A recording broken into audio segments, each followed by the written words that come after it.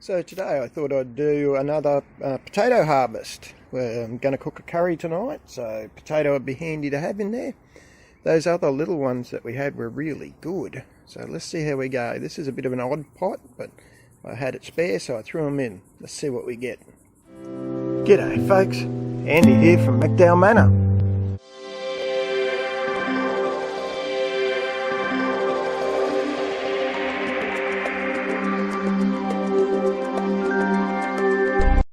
Well, that was a bit of a surprise. I did a lot better than I thought I would. Haven't weighed them, of course, or anything yet, but yeah, there's at least, well, there's probably 4 or 5 that I'd say are okay size. With the little ones, you might remember on the last video I was worried about what to do with some of those real small ones. They taste bloody beautiful. So I'm happy to report that I'm no longer worried if I get small potatoes. So you can see the bigger buckets that I had hanging off the back fence. I'm still not happening to plunder them. I'm going to plunder that little pot.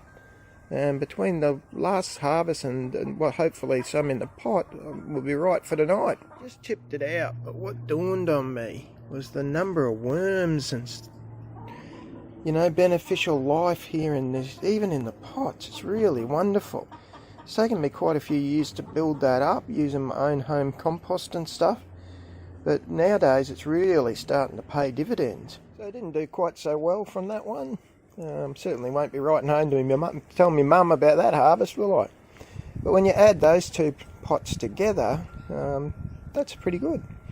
And what's more startling for me is I haven't even touched my proper potato harvest. Bloody hell, who'd have thunk it? So we'll go and give them a clean and away, hey? They are washed. I teared off the scales, took it back to zero with the basket on. So I got another 560 grams worth of potatoes out of those 2 pots. I think that's pretty good going, really. I can keep emphasising I haven't started touching the real ones yet. The other thing I'll mention, I didn't count it in the harvest, is I got a manky one that actually looks like it's starting to chit.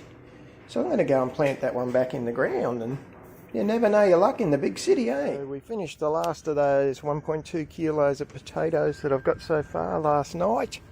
So I'm going to harvest the first of the buckets, which, as you know, I've been very interested to see how they go. So let's get on with it. But certainly that's quite damp. It's held a lot more water than I would have anticipated. You can see quite wet in the bottom. I'm not sure that's great for potatoes, so we could be in for a disaster here. Might need to bore more holes in those buckets. See how we go.